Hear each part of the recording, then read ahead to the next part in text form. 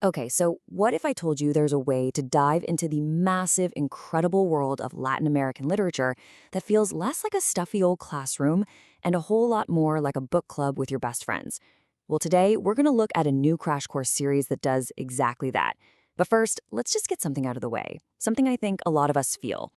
Yeah, that. I'm not really a book person. Have you ever felt that? You hear the word literature and your brain just automatically pictures, dusty textbooks and essays you have to write. But what if we could just completely toss that idea out the window? So let's try to reframe this. Forget the classroom for a minute. Instead, I want you to think about your kind of book club. You know the one. It's got the good snacks, the best gossip, maybe a little bit of drama. It's fun. Because that's what books really are when you get down to it. They're about life. They're packed with all the same stuff we talk about with our friends: love, heartbreak, juicy secrets, big, wild ideas. Reading is really just a way to connect with people, to argue, to laugh, and to understand this wild world we live in just a little bit better. And I mean, just look at what's on the menu here. This is literally everything that makes a TV show completely binge-worthy.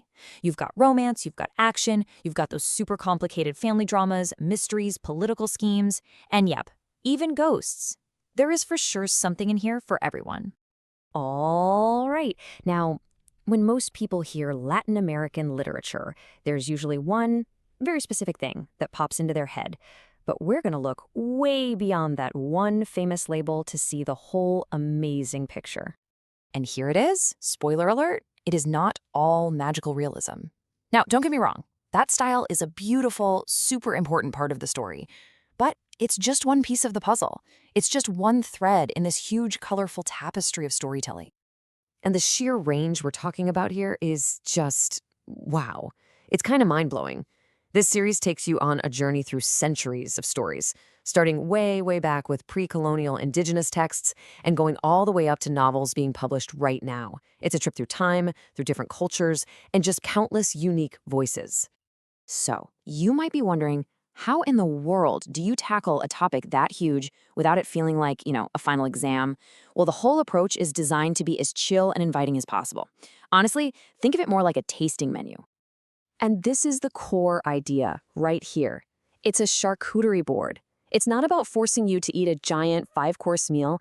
It's about letting you try a little bite of this, a little nibble of that. You get to sample all these different flavors and textures and figure out what you like, all with zero commitment.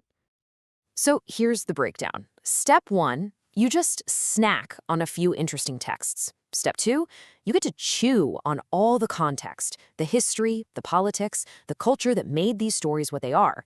And step 3, and this is truly the best part, there is no required reading.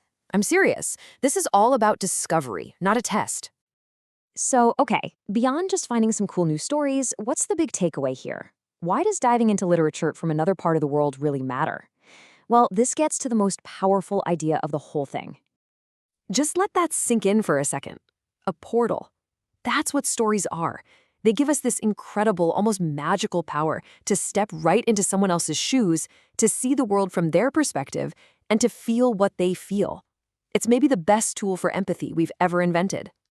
And when we start stepping into these other lives, we start to see the connections. We see that the past isn't really in the past at all. It's still shaping our world today.